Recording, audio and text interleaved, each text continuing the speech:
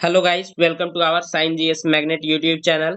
आज हम सभी बिहार पुलिस सिपाही भर्ती 2023 21,391 पदों के लिए ज्ञान बिंदु जीएस एकेडमी द्वारा चलाए गए टेस्ट सीरीज का अंतिम टेस्ट नंबर 10 देखेंगे। इससे पहले टेस्ट नंबर 1 से लेकर 9 तक का full detail wise solution previous videos में करा दिया गया है। अगर अभी तक आपने नहीं देखा है तो डिस्क्रिप्शन में दिए गए लिंक पर क्लिक करके आप सभी वीडियोज को देख सकते हैं और साथ ही आप प्लेलिस्ट में जाकर भी आप इसे चेक कर सकते हैं।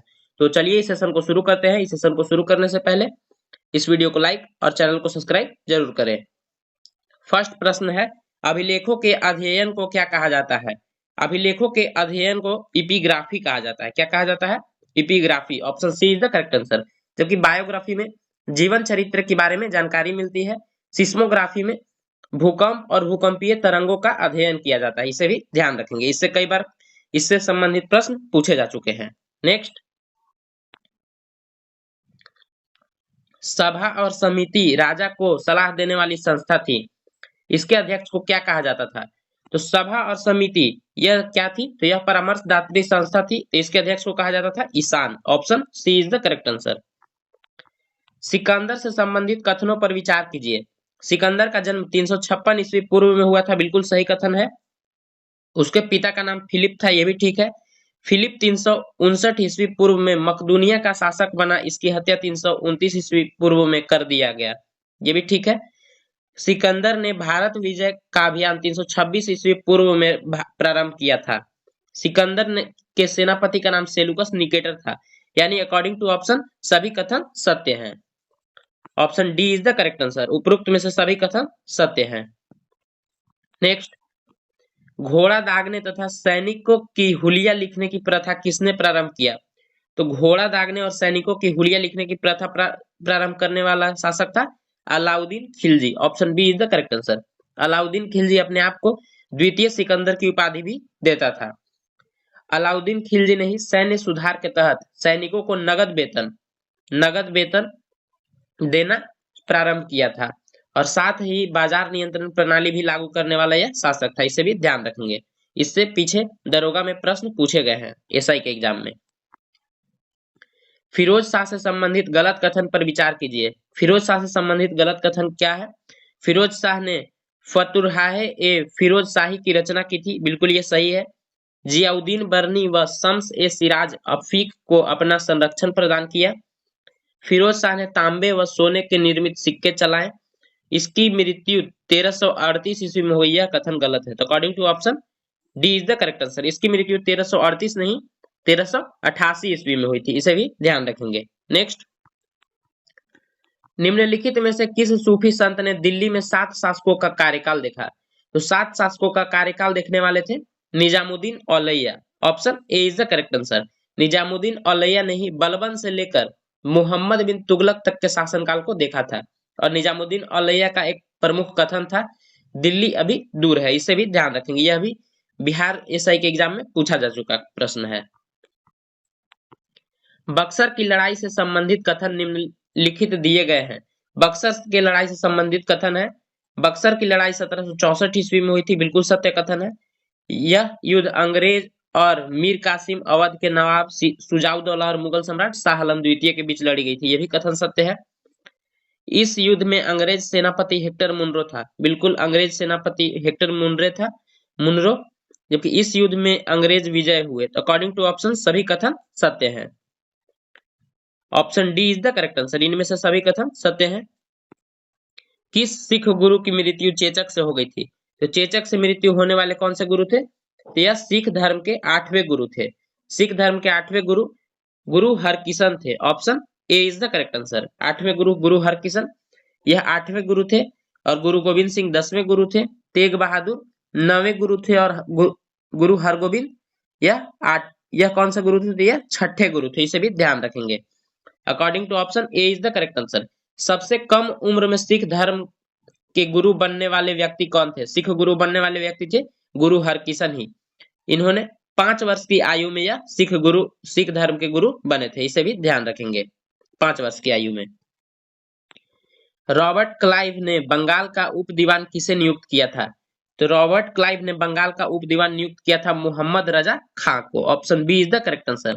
जबकि अगर यही पूछा जाए कि बिहार का उप दीवान किसे नियुक्त किया गया था, तो वह हो जाएगा राजा सीताराम राय। इसे भी ध्यान रखेंगे।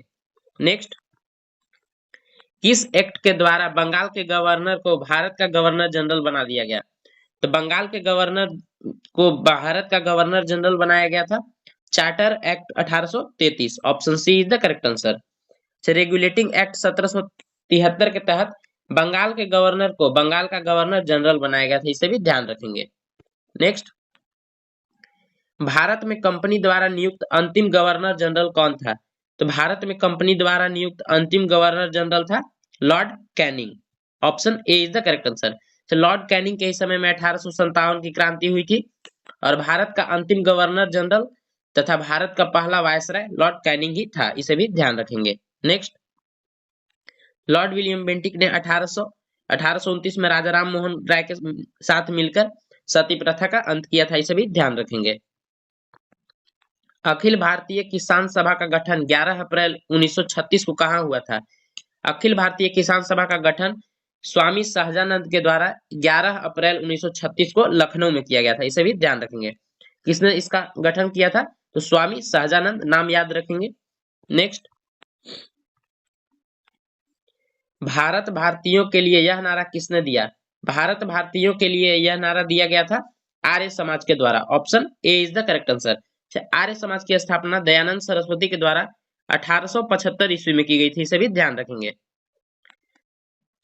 और आर्य समाज का नारा क्या था? भारत भारतीयों के लिए, जबकि दयानंद सरस्वती का नारा था वेदों की ओर लौटो। इसे भी ध्यान रखेंगे। वेदों की ओर लौटो, यह नारा किसका था? यह नारा था स्वामी दयानंद सरस्वती का। नेक्स्ट, राष्ट्रवाद की पहली स्पष्ट अभिव्यक्ति किस क्रांति के साथ हुई? तो राष्ट्रवाद की पहली स्पष्ट अभिव्यक्ति हुई थी फ्रांसीसी क्रांति से। Option A is the correct answer. फ्रांसीसी क्रांति हुई कब थी? यह हुई थी 1789 से 99 तक। इसे ध्यान रखेंगे। रूसी क्रांति हुई थी 1917 से 23 तक। और पुनर्जागरण कहां से शुरुआत हुआ था? पुनर्जागरण इटली के फ्लोरेंस शहर से इसकी शुरुआत हुई थी। इसे ध्यान रखेंगे। ये काफी इंपॉर्टेंट प्रश्न बन जाता है। गौरवपूर्व क्रांति 1688 ईस्वी में इंग्लैंड में शुरुआत हुई थी। इसे ग्लोरियस रिवॉल्यूशन इंग्लिश में बोलते हैं, या फिर रक्तहीन क्रांति भी इसे बोला जाता है। नेक्स्ट, 15 नंबर प्रश्न है, खूनी रविवार की घटना हुई थी। खूनी रविवार की घटना कहाँ हुई थी? यह घटना रूस में हुई थी। रूस में 22 जनवरी 1905 को यह घटना घटी थी। Option A is the correct answer. रूस के राजा को पहले क्या कहा जाता था? तो जार कहा जाता था। इसे भी ध्यान रखेंगे। नेक्स्ट, कितने भारतीय प्रदेशों से होकर कर्क रेखा गुजरती है? तो कर्क रेखा कुल भारत के 8 राज्यों से होकर गुजरती है। गुजरात, राजस्थान, मध्य प्रदेश, छत्तीसगढ़, झारखंड, पश्चिम बंगाल, त्रिपुरा और मिजोरम। इसे ध्यान रखेंगे। अच्छा, अगर पूछे कि भारत कितने भारतीय राज्य हैं जो कि समुद्री सीमा साझा करते, तो वह कितने हो जाएंगे? 9 हो जाएंगे। इसे भी ध्यान रखेंगे। और सबसे ज्यादा करता है गुजरात और सबसे कम करता है गोवा। इसे भी ध्यान रखेंगे। नेक्स्ट, सूची 1 को सूची 2 से मिलान कीजिए और सूची के नीचे दिए गए कूट से सही उत्तर का चयन करें। राज्य और सबसे ऊंची चोटी, तो केरल में क्या है? तो अन्नाईमुड़ी हो जाएगा। उत्तराखंड में हो जाएगा नंदा देवी, तमिलनाडु में हो जाएगा दोदा बेटा और नागालैंड में हो जाएगा सरामती। तो अकॉर्डिंग टू ऑप्शन 3 4 2 1 हो जाएगा। ऑप्शन 3 4 2 1 कहां दिया गया है? तो option C is the correct answer. Next, कौन सी जनजाति दिवाली को शोक का त्योहार मानती है? तो दिवाली को शोक का त्योहार मानने वाली जनजाति है थारू जनजाति। Option D is the correct answer. Munda जनजाति किस राज्य में निवास करती है? आप कमेंट करके बताएंगे। काफी इजी प्रश्न है। निम्नलिखित में से कौन सी ब्रह्मपुत्र की सहायक नदी है? तो ब्रह्मपुत्र की सहायक नदी अकॉर्डिंग टू ऑप्शन दिबांग है, कामेंग है, लोहित है। तो इनमें से सभी 1 2 और 3। Option D is the correct answer. Ganga के मैदान की पुरानी कछारी मिट्टी कहलाती है भाबर, बांगर, खादर। तो according to option B is the correct answer. पुरानी कछारी मिट्टी पूछा गया तो यह हो जाएगा बांगर। अगर नई कछारी मिट्टी हो जाएगा तो वह उसे खादर कहते हैं, नई कछारी मिट्टी को। और भाबर प्रदेश किसे कहते हैं? जैसे पत्थर से पहाड़ों के नीचे वाले जो हिस्से होते हैं उसे हम भाबर प्रदेश कहते हैं, पहाड़ के तराई वाले क्षेत्र को। नेक्स्ट, ओंकारेश्वर परियोजना निम्नलिखित नदियों में से किस एक से संबंधित है? ओंकारेश्वर परियोजना संबंधित है नर्मदा नदी से। यह परियोजना मध्य प्रदेश में है, इसे भी ध्यान रखेंगे। नेक्स्ट, अच्छा, नर्मदा और ताप्ती कहाँ गिरती कहाँ है? यह गिरती है अरब सागर में, इसे ध्यान रखेंगे। भारत में सर्वाधिक गन्ना पैदा करने वाला राज्य है। भारत में सर्वाधिक गन्ना पैदा करने वाला राज्य है Uttar Pradesh. Option D is the correct answer. गेहूं भी सबसे ज्यादा उत्तर प्रदेश में ही होता है और दूध भी सबसे ज्यादा उत्तर प्रदेश में ही उत्पादन होता है, इसे भी ध्यान रखेंगे। नेक्स्ट, निम्न में से कौन भारत में सबसे बड़ी मशीनीकृत खान है? तो सबसे बड़ी मशीनीकृत खान हो जाएगा Bailadila Khan. Option D is the correct answer. यह खान कहाँ है? तो यह है छत्तीसगढ़ में, इसे ध्यान रखेंगे। इंडियन ब्यूरो ऑफ माइंस का मुख्यालय अवस्थित है। इंडियन ब्यूरो ऑफ माइंस का मुख्यालय कहाँ अवस्थित है? तो 24 का आंसर हो जाएगा नागपुर में है। Option C is the correct answer. निम्नांकित में से कौन सा एक सुमेलित नहीं है? कौन सा सुमेलित नहीं है? अंशी राष्ट्रीय उद्यान कर्नाटक, बिल्कुल सही है। बालपक्रम राष्ट्रीय उद्यान मेघालय, ये भी ठीक है। कंदोली राष्ट्रीय उद्यान गुजरात, यह गलत कथन दिया गया। According to option C is the correct answer. Hemis राष्ट्रीय उद्यान लद्दाख, ये भी सही है। यहाँ कंदौली नहीं, यहाँ चंदौली होना चाहिए। तो अकॉर्डिंग टू ऑप्शन यह राजस्थान गलत दिया गया, गुजरात गलत दिया गया है। नेक्स्ट, दिन रात जिस कारण होते हैं वह है। दिन रात किस कारण होता है? यह होता है भू परिभ्रमण के कारण। Option B is the correct answer. जबकि भू परिक्रमण के कारण क्या होता है? तो इसके कारण ऋतु परिवर्तन होता है, इसे भी ध्यान रखेंगे। निम्नलिखित में से कौन सक्रिय ज्वालामुखी है? कौन सक्रिय ज्वालामुखी है? तो यह हो जाएगा कोटोपैक्सी, एटना और फ्यूजियामा। कोटोपैक्सी कहाँ है? तो इक्वाडोर में है, इक्वाडोर। एटना कहाँ है? तो इटली में है। और फ्यूजियामा जापान में है। जबकि एकांकागुआ कहाँ है? तो यह एक शांत ज्वालामुखी है, दक्षिणी अमेरिकी महाद्वीप पर यह स्थित है। तो अकॉर्डिंग टू ऑप्शन 2, 3 और 4 यानी option D is the correct answer. Next, Asia की सबसे लंबी नदी है। एशिया की सबसे लंबी नदी हो जाएगी Yangtze. Option C is the correct answer. अगर वीडियो आपको अच्छी लग रही है तो वीडियो को लाइक और चैनल को सब्सक्राइब जरूर करें। डॉक्टर भीमराव अंबेडकर की अध्यक्षता में संविधान सभा के प्रारूप समिति में कितने अन्य सदस्य थे? कितने अन्य सदस्य थे? तो इसमें कुल 6 अन्य सदस्य थे और एक भीमराव अंबेडकर थे, यानी टोटल 7 सदस्य थे, इसे भी ध्यान रखेंगे। इसका गठन कब हुआ था? तो 29 अगस्त 1947 को। नेक्स्ट,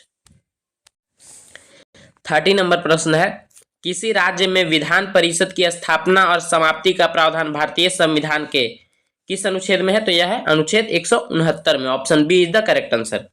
जबकि अनुच्छेद 170 में क्या दिया गया है? अनुच्छेद 170 में है विधानसभा की संरचना के बारे में जानकारी दी गई है। और अनुच्छेद 168 में इसमें विधानमंडल का प्रावधान है और 167 में सीएम यानी मुख्यमंत्री के कर्तव्यों की जानकारी दी गई है। नेक्स्ट, पंचायत चुनाव के लिए योग्य व्यक्ति के लिए निर्धारित न्यूनतम आयु सीमा क्या है? तो पंचायत चुनाव के लिए सबसे निर्धारित न्यूनतम आयु सीमा है 21 वर्ष। Option A is the correct answer. Vote देने के लिए आयु होना चाहिए कितना? 18 वर्ष, इसे भी ध्यान रखेंगे। निदेशक तत्व क्या है? निदेशक तत्व क्या है? यह अवाद्य योग है, इसे न्यायालय में यह वाद्य योग नहीं है। नेक्स्ट, 33 नंबर प्रश्न है, राष्ट्रपति पर महाभियोग का आरोप संसद के किस सदन के द्वारा लगाया जा सकता है? तो राष्ट्रपति पर महाभियोग का आरोप संसद के किसी भी सदन से लगाया जा सकता है, परंतु 14 दिन पूर्व, कितने दिन? 14 दिन पूर्व राष्ट्रपति को इसकी सूचना देना अनिवार्य होता है। तो अकॉर्डिंग टू ऑप्शन, यहाँ ऑप्शन देखते हैं। 33 नंबर प्रश्न का ऑप्शन है संसद के किसी भी सदन के द्वारा। Option C is the correct answer. अनुच्छेद 61 के तहत किसी भी सदन के द्वारा महाभियोग की प्रक्रिया शुरू की जा सकती है। अभी तक भारत के किसी भी राष्ट्रपति पर महाभियोग की प्रक्रिया नहीं चलाई गई है, इसे भी ध्यान रखेंगे। नेक्स्ट, भारत के किस प्रधानमंत्री की मृत्यु देश के बाहर हुई? तो भारत के किस प्रधानमंत्री की मृत्यु देश के बाहर हुई? तो option C is the correct answer, Lal Bahadur Shastri. इनकी मृत्यु ताशकंद में हुई थी। कहाँ हुई थी? ताशकंद में हुई थी, उज्बेकिस्तान के ताशकंद शहर में 11 जनवरी 1966 को। अच्छा, अगर पूछा जाए कि 3 ऐसे पीएम यानी प्रधानमंत्री जिनकी मृत्यु कार्यकाल के दौरान हुई, तो ऐसे कितने प्रधानमंत्री हैं? तो 3 प्रधानमंत्री थे। एक लाल बहादुर शास्त्री, जवाहरलाल नेहरू और एक इंदिरा गांधी, इसे भी ध्यान रखेंगे। नेक्स्ट, प्रोटेम स्पीकर का कर्तव्य होता है, प्रोटेम स्पीकर का कर्तव्य होता है सदस्यों को शपथ दिलाना। Option B is the correct answer. Next, वह कौन राष्ट्रवादी नेता था जो 1925 के केंद्रीय विधानसभा का अध्यक्ष स्वीकार चुना गया? यह चुना गया था विठल भाई पटेल को। Option B is the correct answer. Andaman और निकोबार द्वीप पर निम्नलिखित उच्च न्यायालयों में से किस एक का क्षेत्र अधिकार है? तो अंडमान और निकोबार कलकत्ता हाई कोर्ट के अंडर में आता है। Option B is the correct answer. निम्न संवैधानिक संशोधन में कौन से राज्यों से निर्वाचित होने वाले लोकसभा के सदस्यों की संख्या में वृद्धि करने से संबंधित है? तो यह संबंधित हो जाएगा राज्यों में निर्वाचित होने वाले लोकसभा के सदस्यों की संख्या से वृद्धि करने का संबंधित हो जाएगा 7वां और 31वां संविधान संशोधन। Option C is the correct answer. जंग लगे हुए लोहे का वजन बिना जंग लगे हुए लोहे से क्या होता है? तो उससे अधिक होता है, कुछ अधिक होता है। Option A is the correct answer. H2SO4 का एटॉमिक कितना है? एटमोसिटी, एटमोसिटी का मतलब होता है परमाणुकता। इसका क्या हो जाएगा? H2 मतलब 2 है, SO तो S में 1 हो जाएगा और O के साथ कितना है? 4, तो 4 3 7 हो जाएगा according to option. Option C is the correct answer. Next, helium को छोड़कर सभी नोबेल गैसों में बाहरी सेल में कितने इलेक्ट्रॉन होते हैं? तो हीलियम को, सबसे पहले हीलियम के बाहरी सेल में कितने इलेक्ट्रॉन होते हैं? तो इसके बाहरी सेल में सिर्फ 2 इलेक्ट्रॉन होते हैं, यह एक अपवाद है। जबकि बाकी सभी 7 नोबेल गैस जो भी बचे उनमें बाहरी सेल में 8 होते हैं। ऑप्शन, नोबेल गैस की कुल संख्या कितनी है? 7, जिसमें एक हीलियम में बाहरी कक्षा में 2 होता है, बाकी 6 में बाहरी सेल में 8 इलेक्ट्रॉन होते हैं। इसे भी ध्यान रखेंगे। नेक्स्ट, सोडा वाटर है, सोडा वाटर क्या है? तो गैस और द्रव का विलयन है। Option A is the correct answer. आजकल सड़कों पर रोशनी के लिए प्रायः पीले लैंपों का प्रयोग किया जाता है। उन लैंपों में निम्न में से किस गैस का प्रयोग किया जाता है? यह किया जाता है सोडियम का। Option A is the correct answer. Sodium एक धातु है जिसे चाकू से काटा जा सकता है, इसे भी ध्यान रखेंगे। निम्नलिखित में से कौन सी गुरुत्वीय स्थिरांक जी का इकाई है? जी की इकाई क्या है? तो जी का मान कितना होता है? 6.67 इंटू 10⁻⁻11 न्यूटन मीटर स्क्वायर प्रति केजी स्क्वायर। यह कहाँ गया दिया हुआ है? न्यूटन मीटर स्क्वायर प्रति KG. Option A is the correct answer. Next, निम्न में कौन तृतीय श्रेणी के उत्तोलक का उदाहरण है? तो यह तृतीय श्रेणी के उत्तोलक का उदाहरण हो जाएगा पिलास। Option D is the correct answer. कोणीय वेग की विमा क्या होती है? कोणीय वेग की विमा होती है, option C is the correct answer, m⁻0 l⁻0 t inverse या फिर -1। नेक्स्ट, जब सरल लोलक का आयाम बढ़ता है तो इसका आवर्तकाल, जब सरल लोलक का आयाम बढ़ता है तो इसका आवर्तकाल पर कोई प्रभाव नहीं पड़ता है, यानी अपरिवर्तित रहता है। Option C is the correct answer. 48 नंबर प्रश्न देखेंगे। निम्नलिखित विद्युत चुंबकीय विकिरणों में से किसकी ऊर्जा अधिकतम होती है? इसमें 48 का आंसर हो जाएगा option D is the correct answer, x किरणों की। 49 नंबर प्रश्न है, एक हीटर जिसकी शक्ति 1250 वाट है, जिसका विभव 115 वोल्ट है, तो ज्ञात करें प्रतिरोध एवं हीटर की धारा। तो यह हो जाएगा option A is the correct answer. Math, reasoning और न्यूमेरिकल सभी के प्रश्नों का हल आपको टेलीग्राम चैनल पे दे दिया जाएगा। टेलीग्राम चैनल पर ज्वाइन होने के लिए डिस्क्रिप्शन में दिए गए लिंक पर क्लिक करके आप वहां ज्वाइन हो सकते हैं। कार के हेडलैम्प में प्रयुक्त दर्पण है, कार के हेडलैम्प में प्रयुक्त दर्पण हो जाएगा पैराबोलिक अवतल दर्पण। Option D is the correct answer, परवलयी अवतल दर्पण का प्रयोग होता है। प्रकाश की किरण को पूर्ण आंतरिक परावर्तन के लिए किससे गुजरना होता है? तो किससे गुजरना होगा? तो सघन से विरल में जाना होगा, यानी कांच से जल में। कांच सघन है और विरल हो जाएगा जल। Option A is the correct answer. पर्यावरण के परिरक्षण एवं संरक्षण हेतु पर्यावरण संरक्षण अधिनियम भारत सरकार द्वारा कब पारित किया गया? यह पारित किया गया 1986 ईस्वी में। Option A is the correct answer. निम्नलिखित वृक्षों में कौन पारिस्थितिकी मित्र नहीं है? पारिस्थितिकी मित्र नहीं है बल्कि इसे पारिस्थितिकी का दुश्मन भी कहा जाता है, यूकेलिप्टस को। Option B is the correct answer, क्योंकि इसके जो जड़ें होते हैं वो काफी गहराई तक चली जाती है और जल का अवशोषण बहुत अधिक मात्रा में करती है। नेक्स्ट, 8 बीटों के समूह को कहते हैं, 8 बीटे को समूह को कहते हैं बाइट कहते हैं। Option B is the correct answer. हवाई जहाज के ब्लैक बॉक्स का रंग क्या होता है? ब्लैक बॉक्स का रंग होता है नारंगी। Option D is the correct answer. विकास के उत्परिवर्तन सिद्धांत का प्रतिपादन किया था, विकास के उत्परिवर्तन सिद्धांत का प्रतिपादन किया गया था किसके द्वारा? 56 नंबर प्रश्न का आंसर हो जाएगा option D, Hugo de bridge के द्वारा। Option D is the correct answer. Mycorrhiza एक सहजीवी संबंध है। माइकोराइजा क्या है? तो यह कवक और पौधों के मध्य, कवक और पौधों के मध्य। Option C is the correct answer. पादप कोशिका जंतु कोशिका से भिन्न होता है किस प्रकार? तो इसमें पादप कोशिका में कोशिका भित्ति होती है, जबकि जंतु कोशिका में यह नहीं पाई जाती है। तो according to option B is the correct answer. जबकि माइटोकॉन्ड्रिया पादप कोशिका और जंतु कोशिका दोनों में होती है, जीव द्रव की भी उपस्थिति दोनों में होती है, और कोशिका केंद्रक की भी उपस्थिति दोनों कोशिकाओं में होती है। नेक्स्ट, सूची 1 को सूची 2 से मिलान कीजिए। सूची के नीचे दिए गए कूट का सही उत्तर का चयन करें। एक तरफ अस्थियां दिया गया है और एक तरफ उसका नाम है। तो ब्रेस्ट बोन, ब्रेस्ट बोन क्या होता है? अस्टर्नम बोन को ब्रेस्ट बोन कहते हैं। कॉलर बोन मतलब कैल्विकल बोन।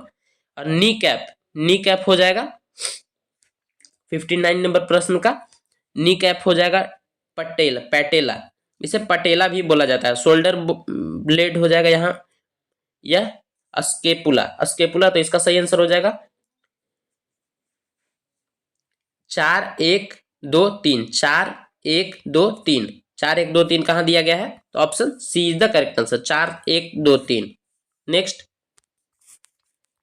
मानव शरीर में पुंछ कौन सी संरचना से संलग्न होता है? तो पुंछ किस कौन सी संरचना से संलग्न होता है? तो यह होता है बृहदांत। Option A is the correct answer. Next, 61 नंबर प्रश्न देखेंगे। अगर वीडियो आपको अच्छी लग रही है तो वीडियो को लाइक और चैनल को सब्सक्राइब जरूर करें।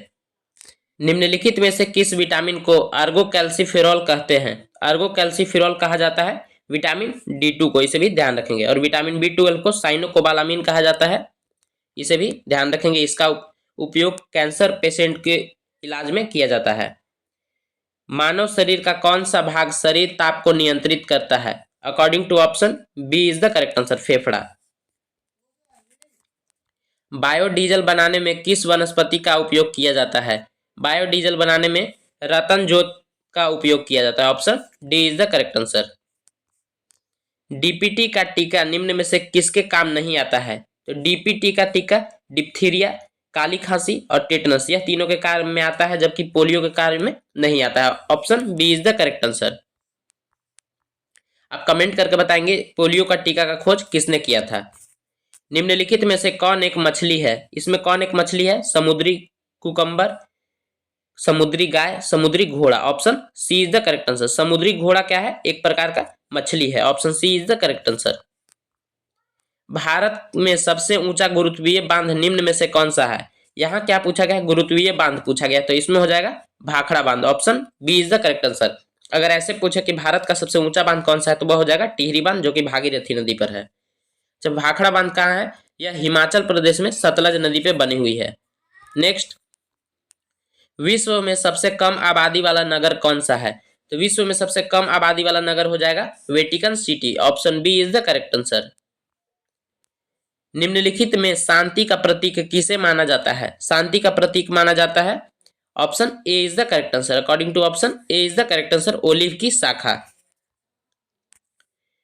निम्नलिखित में से कौन सा मिलान गलत है? कौन सा मिलान गलत दिया गया है? 69 नंबर प्रश्न का आंसर तो यह हो जाएगा ली फिगारो पेरिस। बिल्कुल, यह समाचार पत्र पेरिस से प्रकाशित होती है। वाशिंगटन पोस्ट न्यूयॉर्क, यह गलत दिया गया है।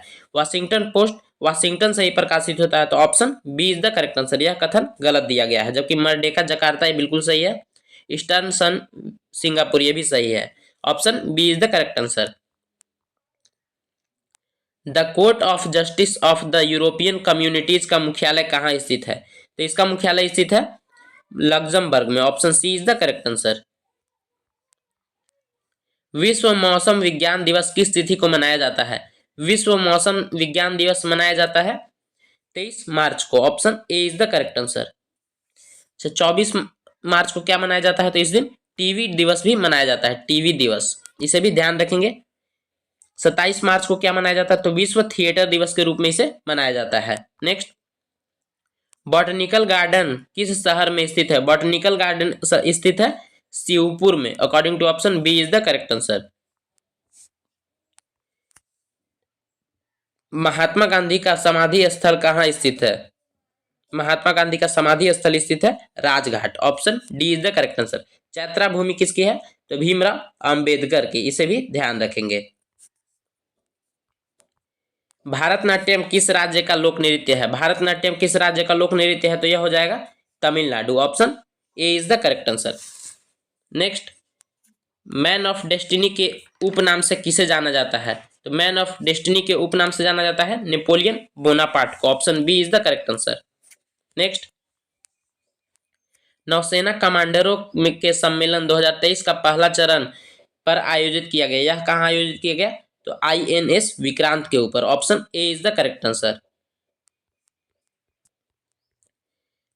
77 नंबर प्रश्न है, फरवरी 2023 में आयोजित रणजी ट्रॉफी का खिताब किस टीम ने जीता, यह काफी इंपॉर्टेंट प्रश्न बन जाता है करंट अफेयर्स का, इसे आप याद रखेंगे। सौराष्ट्र ने बंगाल को हराकर यह रणजी ट्रॉफी का खिताब जीता है। अगर वीडियो आपको अच्छी लग रही है तो वीडियो को लाइक और चैनल को सब्सक्राइब करें, ताकि आगे आने वाली सभी वीडियोस का नोटिफिकेशन आपको सबसे पहले मिल सके। 78 नंबर प्रश्न है, 30वीं राष्ट्रीय बाल विज्ञान कांग्रेस का आयोजन किस शहर में किया गया, 78 का आंसर हो जाएगा, यह कहाँ किया गया है, यह अहमदाबाद में किया गया है, option B is the correct answer. निम्नलिखित नियुक्तियों में कौन सुमेलित है, व्यक्ति दिया गया एक तरफ संबंधित क्षेत्र, सुखविंदर सिंह सुक्खू हिमाचल प्रदेश के मुख्यमंत्री, बिल्कुल सही है। साजी केवी नाबार्ड के नए अध्यक्ष, ये भी ठीक है। मेघना अहलावत TTFI की पहली महिला अध्यक्ष, ये भी सही, यानी उपरोक्त सभी कथन सत्य हैं। नेक्स्ट, जैविक विविधता पर संयुक्त राष्ट्र सम्मेलन की 15वीं बैठक का आयोजन किस शहर में किया गया, यह किस शहर में किया गया, मॉन्ट्रियल कनाडा में किया गया, option C is the correct answer. बिजली शब्द का पर्यायवाची नहीं है, बिजली शब्द का पर्यायवाची नहीं होगा, दामिनी है, चंचला है और तड़ित है। वितुंडा नहीं है, वितुंडा किसका पर्यायवाची है, यह हाथी का पर्यायवाची शब्द है, option A is the correct answer. संधि के कितने भेद होते हैं, संधि के 3 भेद होते हैं, संधि के 3 भेद होते हैं, option C is the correct answer. कौन कौन से होते हैं, स्वर संधि, व्यंजन संधि और विसर्ग संधि, इसे ध्यान रखेंगे। नेक्स्ट, तुम कहाँ पढ़ते हो में किस कोटि का विशेषण प्रयुक्त हुआ है, तुम कहाँ पढ़ते हो, मतलब यह निश्चित नहीं है, तो इसमें हो जाएगा प्रश्नवाचक, यहाँ पूछा गया है कहाँ पढ़ते हो, option B is the correct answer. यथासंभव में कौन सा समास है, यथासंभव में कौन सा समास है, तो यह हो जाएगा अवयवी भाव समास, option D is the correct answer. निम्नलिखित शब्दों में योगरूढ़ शब्द कौन सा है, तो योगरूढ़ शब्द कौन सा हो जाएगा, 85 का आंसर हो जाएगा Chakrapani, option A is the correct answer. 86 number है, 86 से मैथ और रीजनिंग के प्रश्न स्टार्ट होते हैं। मैं दोबारा से रिपीट कर रहा हूं, इन सभी प्रश्नों का हल अपने टेलीग्राम चैनल पे PDF के रूप में आपको प्रोवाइड कर दूंगा, आप वहां से इसे देख सकते हैं। 86 का आंसर हो जाएगा option D is the correct answer, 2835 रुपए। मैं यहाँ इसे सॉल्व नहीं करा सकता हूँ क्योंकि वीडियो काफी लंबी हो जाएगी और उतना स्पेस भी नहीं है कि मैं इस स्क्रीन पे इसे सॉल्व कर सकूं। 87 का आंसर हो जाएगा option B is the correct answer, 12% की वृद्धि होगी। 88 का हो जाएगा option C is the correct answer, 28%। 89 नंबर प्रश्न का आंसर हो जाएगा ऑप्शन बी 30। 90 नंबर प्रश्न है, 90 का आंसर हो जाएगा option B is the correct answer, 72 second. Next प्रश्न देखते हैं, 91 प्रश्न है, 91 का आंसर हो जाएगा ऑप्शन बी 2400 रुपए। 92 का आंसर हो जाएगा ऑप्शन बी 232 रुपए। 93 का आंसर हो जाएगा 3:√3, option D is the correct answer. 94 number प्रश्न है, ऑप्शन इसका D is the correct answer, इसका आंसर होगा ऑप्शन डी 17/4। 95 नंबर प्रश्न है, एक समचतुर्भुज का क्षेत्रफल 144 वर्ग सेंटीमीटर है, यदि इसका एक विकर्ण दूसरे विकर्ण के दुगना हो तो बड़े विकर्ण की लंबाई कितनी होगी, इसकी लंबाई हो जाएगी 24 centimetre, option B is the correct answer. 96 नंबर प्रश्न है। 96 का आंसर हो जाएगा ऑप्शन, यहाँ से इंग्लिश का प्रश्न स्टार्ट होता है। Choose the word that can substitute the given group of word, something that is necessary of और क्रूशल। इसका मतलब क्या हो जाएगा? 96 का आंसर हो जाएगा option B. Option B is the correct answer. इसके जगह पे सब्स्टिट्यूट एक वर्ड चुनना था। Select the appropriate synonym for the underlined word. यहाँ अंडरलाइन वर्ड पैनिक, पैनिक का क्या हो जाएगा सिनोनिम? इसका हो जाएगा मॉक, चियर, ब्लॉक या फ्राइट। तो 97 का आंसर हो जाएगा ऑप्शन डी, फ्राइड। 98 नंबर प्रश्न है। In the following question out of the given 4 alternative select the alternative which best express the meaning of the idiom phrase. मतलब यहाँ क्या पूछा गया है, कौन सा बेस्ट एक्सप्रेस मीनिंग होगा? To make one's mouth water, to make one's mouth water का हो जाएगा 98 का आंसर हो जाएगा option C, feel hungry. Next, select the most appropriate antonym of the given word misunderstand. Misunderstand का क्या हो जाएगा? एंटोनिम पूछा गया है, यानी विलोम शब्द पूछा गया है। तो 99 का आंसर हो जाएगा ऑप्शन सी, कंफेरेंट। 100 नंबर प्रश्न है। Improve the underline part of the sentence, choose no improvement as an answer if the sentence is grammatically correct. When I was 8 year old, I used to play with toys. Used to play with toys का क्या हो जाएगा? यहाँ used to play हो जाएगा, plate के जगह पे क्या हो जाएगा? प्ले हो जाएगा। Option A is the correct answer. यहाँ पे पूरे 100 प्रश्न खत्म होते हैं। अगर वीडियो आपको अच्छी लगी तो वीडियो को लाइक और चैनल को सब्सक्राइब जरूर करें।